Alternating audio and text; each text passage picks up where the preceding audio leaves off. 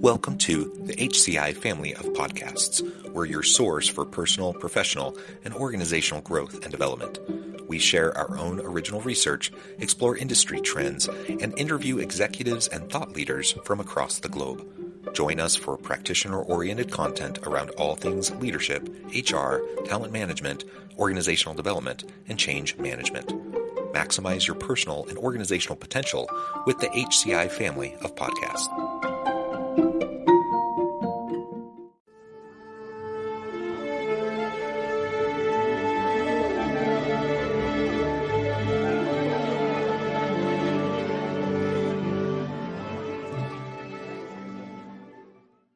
Dr. Carrie Graham, welcome to the conversation today.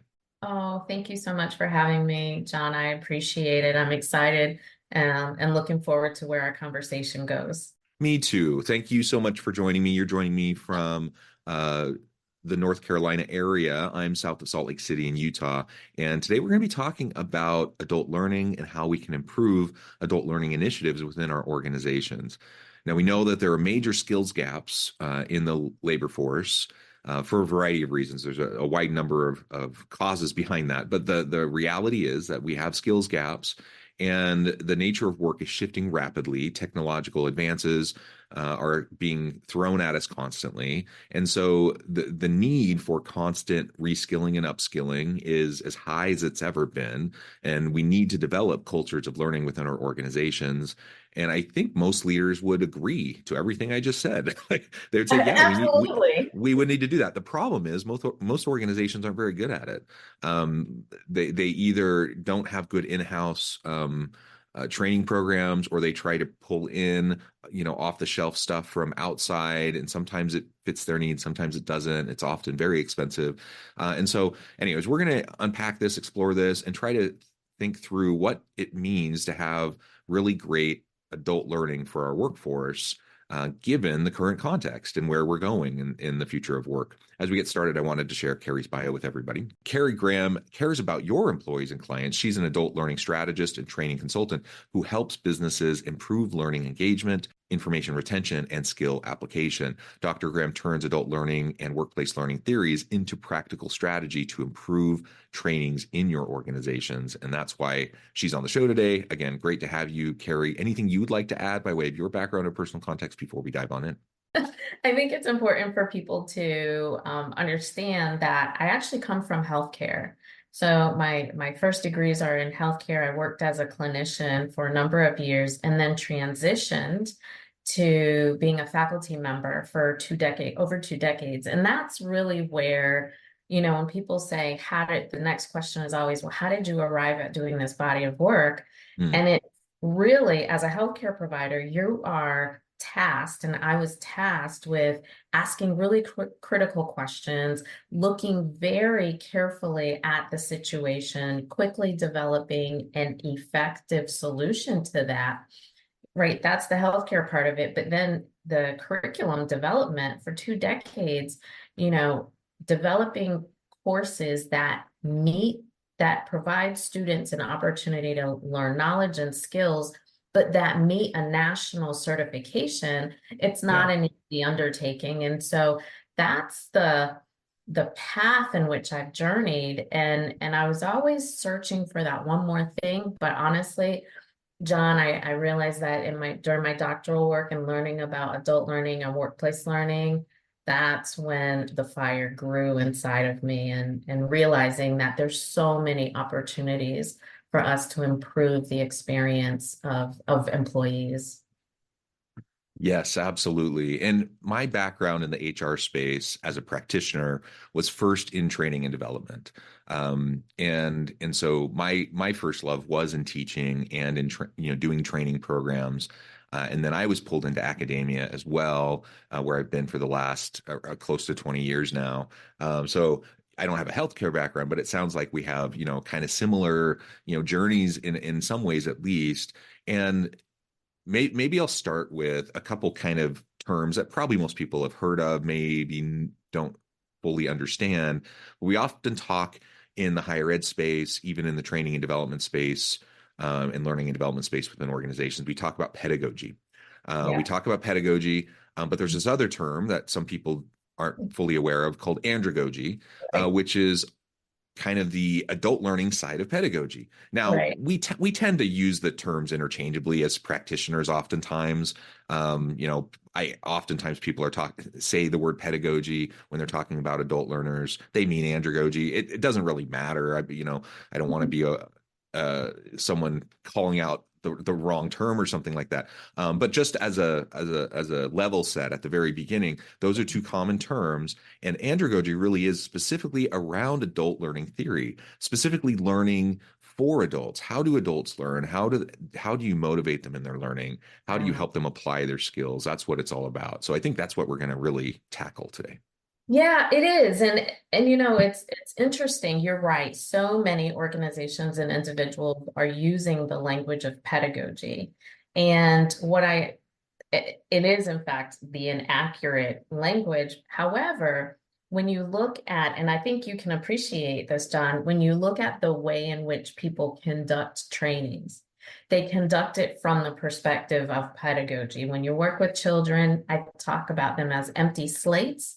And Mm, so you're teaching and you're providing and filling them up. And that's really the perspective that I think that we see so often in the workplace right now, as opposed to when we think about adults and adult learning, the andragogy aspect of it, the focus there is recognizing that adults have life experience that they incorporate in their current learning experience. And with that, they're not empty slates. They yeah. have their own mental models, they have their own ideas about, whatever the topic is. And so I encourage people to take that shift when you're creating training and development in the workplace. It's recognizing that your people don't have an empty slate, even if they haven't worked in your organization before, or if they're transitioning into a new industry, they still have existing skills and experiences that they can draw from and apply in this situation. Yeah, and of course, we always want to meet people where they're at. For Mhm. training to be effective, you're trying to identify a gap and you're trying to fill that gap and bridge to where, the skill needs to be to have the performance that you want to have. And so that means by definition, you have to meet them where they're at. Otherwise, you're going to have a bridge that connects to the wrong place. And it's, Right, right. so if you think about it in those terms, like the bridge to nowhere, the comical, political anecdote that, sometimes we point to, you don't want, a training bridge to nowhere. You No. you have to have clear connection from the people where they're at to where you want them to go. Right. And absolutely. When you're talking about those in the workforce, they have a lifetime of experience. Even young people, Gen Z and young millennials, uh, and I mean even really young Gen Z who are entering the workforce, they have experiences. So They tap into do. those. It only makes for better learning and application when you can connect back to where they're at, what they know, understand the mental models, understand the biases and the assumptions that may be being made. Yeah. Sometimes you have to help people unlearn some things to Yeah. build, to break it down to foundational points to where you can build, firmly. So all of Right. this, I think, is it's a really great point that you highlight from the outset, because oftentimes that gets missed So, when I see organizations trying to put forward training programs. yeah, it does. And that is actually where I start when I'm working with clients is I always ask them, it is the first conversation we have is, well, who is your end user? Mm, And without fail, every client I've ever worked with has rattled off demographic information. Oh, they're managers, they are, this generation, blah, blah, blah. And I sit and I listen because it's information, but the reality is that's where they're stopping. And so mm, I take them further and say, okay, that's great, but who are they as learners? Let's identify that, because if we can understand that element of who they are and what they potentially bring to the table or not, we can then build from there. And it's really interesting that once I start having a conversation with people around looking at your end user through the adult learning lens, I can see the light bulbs going on. And without fail, they always say, I haven't thought of it in that regard, or I Mhm. recognize, like they're able to see the gaps in the training effectiveness and efficiency as well. So let's talk more now about some of those other elements of andragogy that may be a bit different than what people typically think of when they think about pedagogy or teaching children. Yeah, yeah, yeah. Do you have a question Um, specifically, or want me to so tell it? yeah, so I would just love to hear your thoughts on that. So what are some of the things you see most commonly within organizations? You've already identified, the importance of the understanding people aren't a blank slate, tapping Yeah, into their experiences. yeah. What are some of those other key points that you find to be most salient? Yeah, I would also argue at this time in 2024, because we all globally are, you know, a very short period removed from a pandemic. We've got multiple generations in the workforce. The way in which the workplace looks is rapidly evolving and changing. Yeah. And because of that, the individuals are experiencing rapid evolution of their social roles. Now, what I mean by social roles, just to be clear, is during the pandemic, during the shutdowns, I should say, we have had so many, I can't even count, individuals who are working parents, but now they're working parents at home with their children and becoming participants in their children's education. We Yeah. also have individuals who, given middle age and even younger, are caring for aging relatives.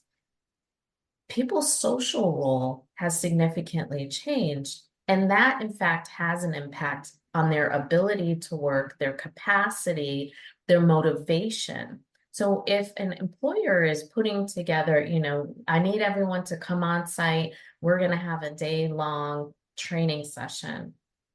It may be the best training session available, but you are not attending to the needs of the individuals you want there, your employees.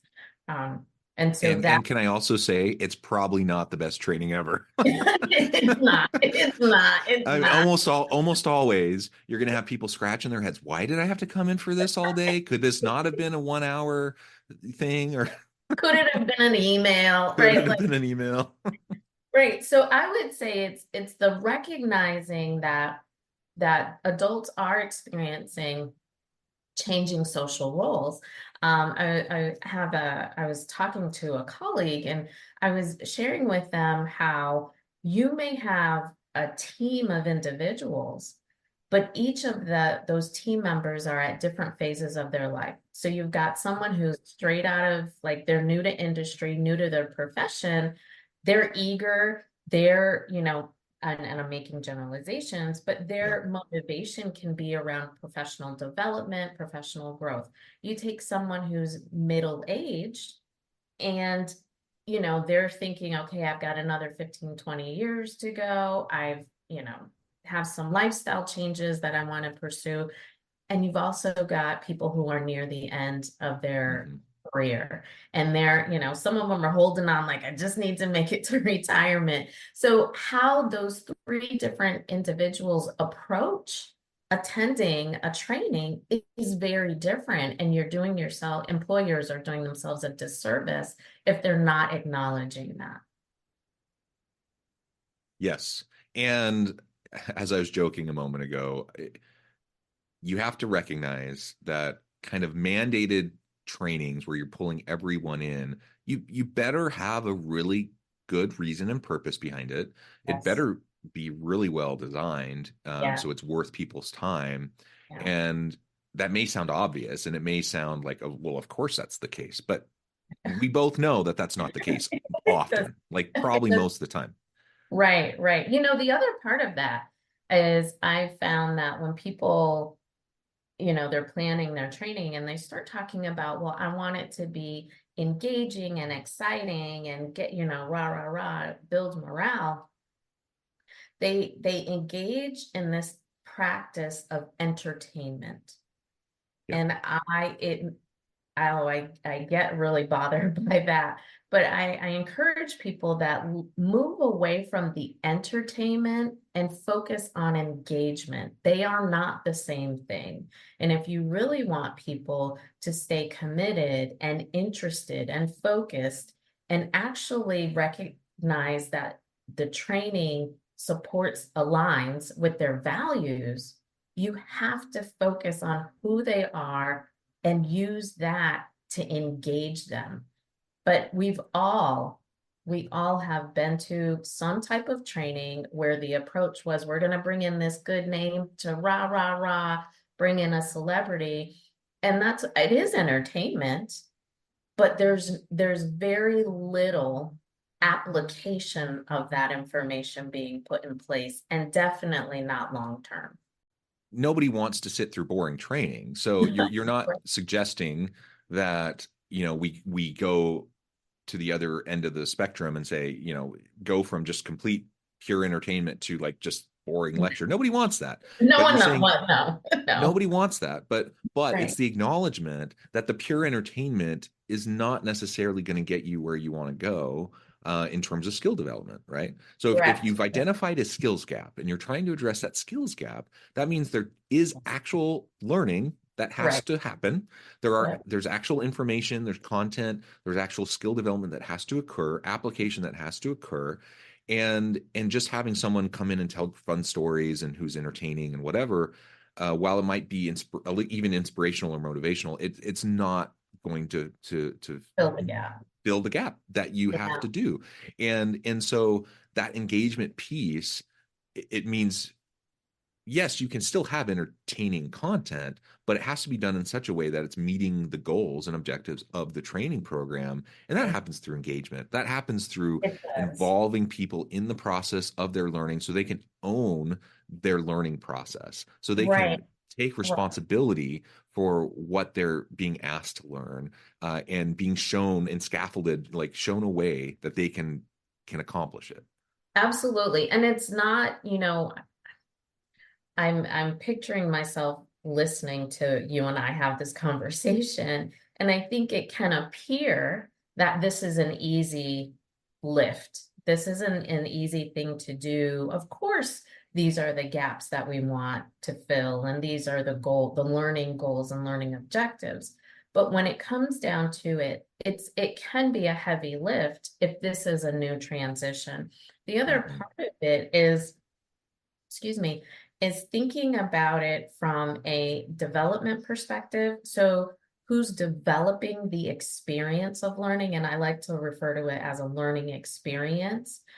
And then the other part of it is the facilitation. So, who in fact is facilitating this? How are they facilitating it? Because what I have found is when we think of the word mandatory training, Right. whether it's the employee or the individual facilitating it, there's this expectation or this mental model of this is going to be boring, it's going to be mundane, we just have to power through.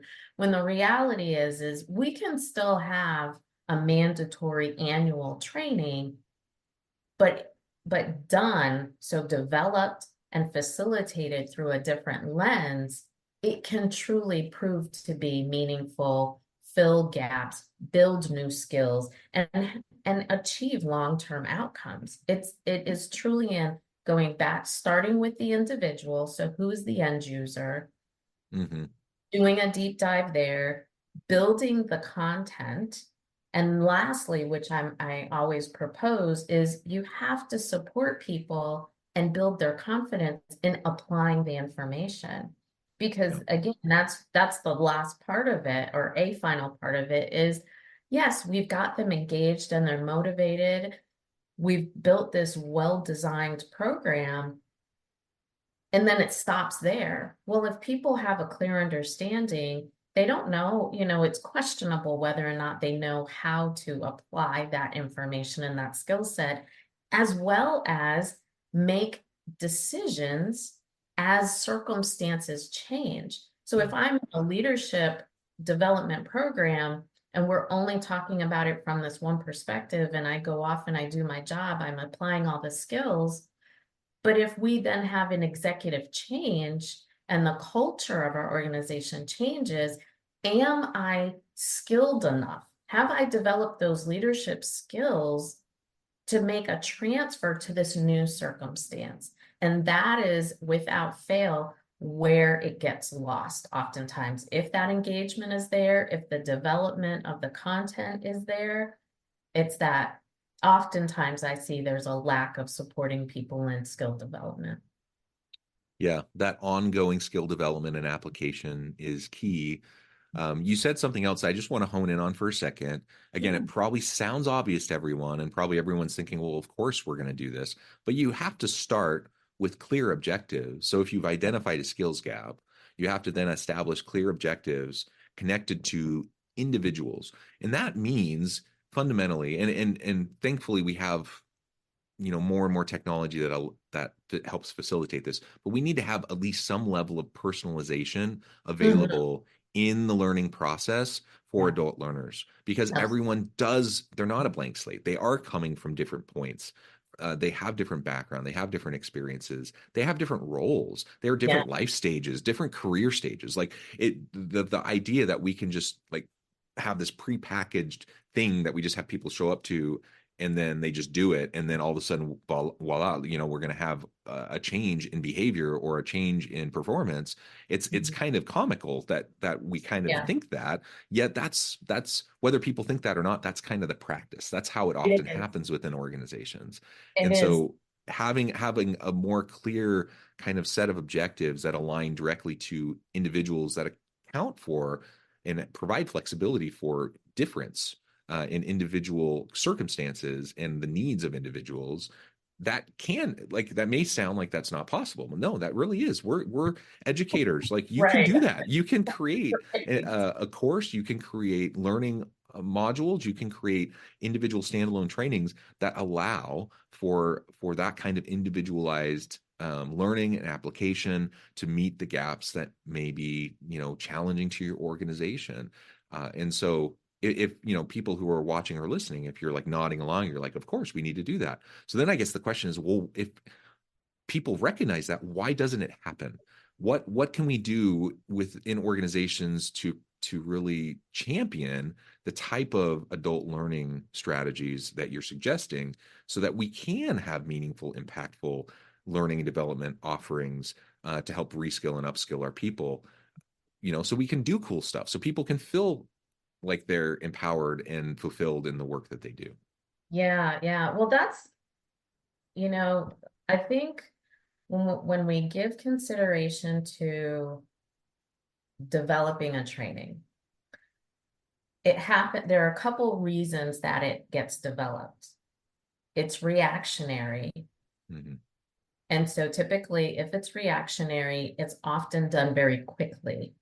And so if it's developed quickly, there often isn't that focus or prioritization of the individual, the end user, right? It's really of, we either need to prove that we address this problem or this mistake, whatever the case may be, or we have to fix this. So I think that's part of it, so the objectives aren't always at the top of the list.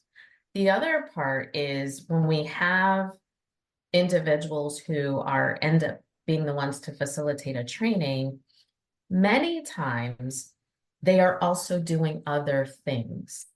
So in the case of, we've got an annual training that we have to get everyone through in order to maintain our credentialing. If those facilitators or those developers have been working on other projects all year, and we're in the fourth Mhm. or end of third quarter, fourth quarter, end of year, there's so much that they're trying to balance. Again, oh yes, let me, give some attention to who the end users are and develop these well-structured objectives to support it. That it often falls lower and lower on the list of priorities. And so that's something that I try to help people understand is that what is the reason this training has been developed? And even if Hmm. because there's a skills gap, how did you become aware of the skills gap? What did a mistake happen? Was there a loss of revenue or a significant decrease in generating revenue? And so again, the training is reactive to the marketplace.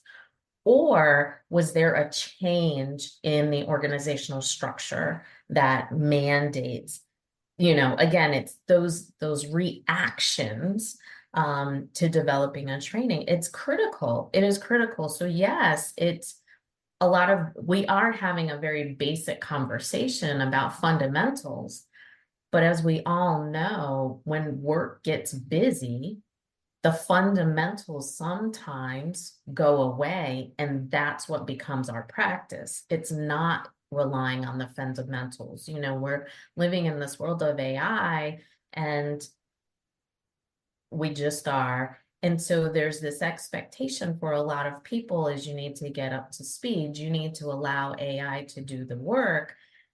I'm an advocate of no, that has its place, but that should not be the default. You still need to understand the individuals. And the way to understand people is to have conversation with them, engage with them. That's how you understand where they are. It's not simply looking at a list of what are the titles that need to go through this training. And so yes, we need to revisit the basics, but also considering the fundamental insights don't always happen. Another thing that I wanted to share with along those same lines, which I've never understood, and John, I'm hoping, given your background, you can explain this to me. Budgets. The the budget, right? So yes, we are gonna line item X amount for training and development. As the year goes on, we got to pull money from someplace. Well, that's where we're gonna pull it from. Yeah.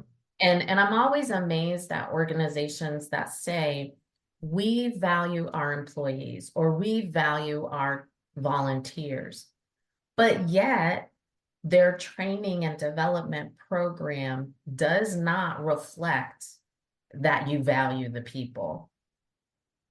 It Yeah. does. So I often I've seen that. So can you explain to me why? I think Oh, I I've think, yeah, I mean, that's a bigger conversation, but I think there's a variety of reasons, but ultimately, I think it comes down to partly what you just said, like the fundamentals of putting together good trainings. It's not like rocket science. Like yeah, you can do it. Like so I think we've all sat through really terrible trainings of yeah, people who consider themselves to be really great trainers. And so like everyone thinks they can do training and you just can't. Can everyone learn how to do training? Probably. And learn how to do it well? Probably. But just like anything else, it's a skill and you have to devote time to it and energy and resources to it.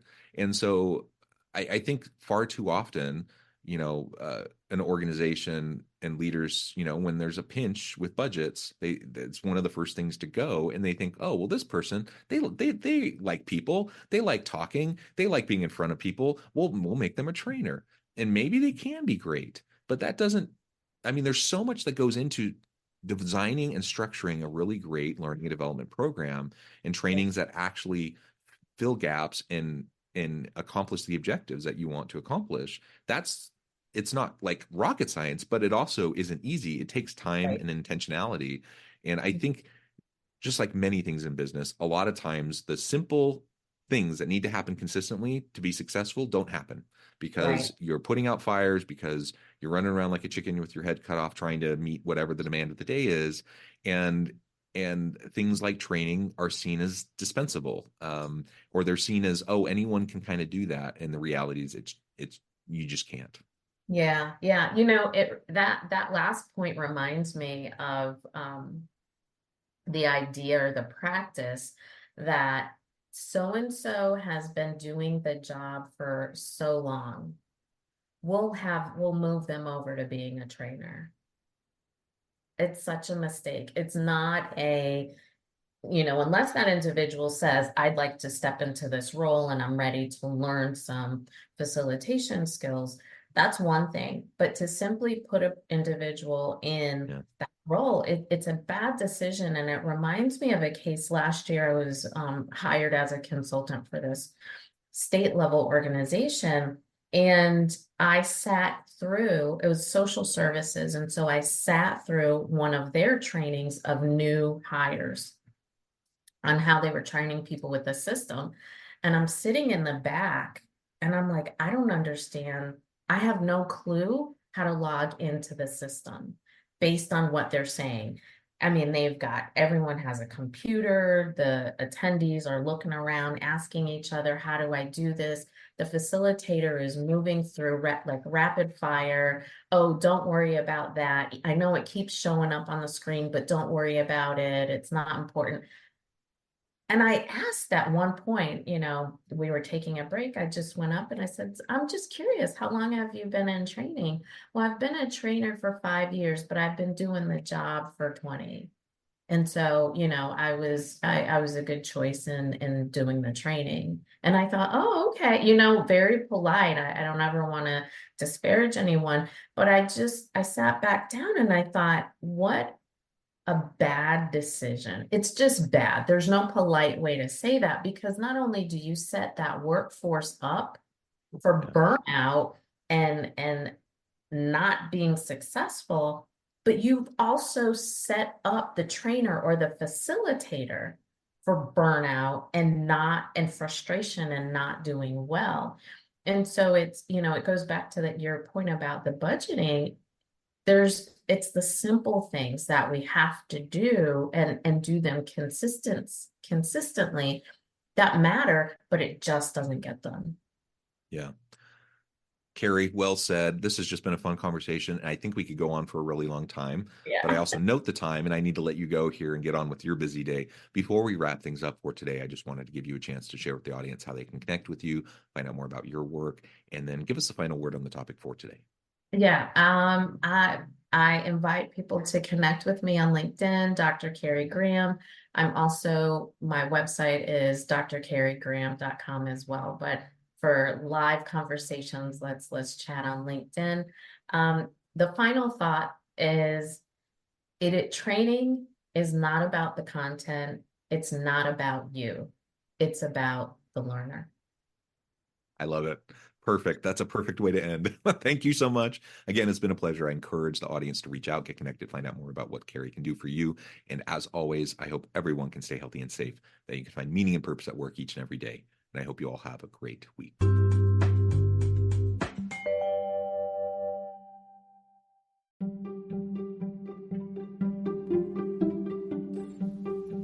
Thanks for joining us for this episode of the podcast. We hope you stay healthy and safe, and please join us again soon.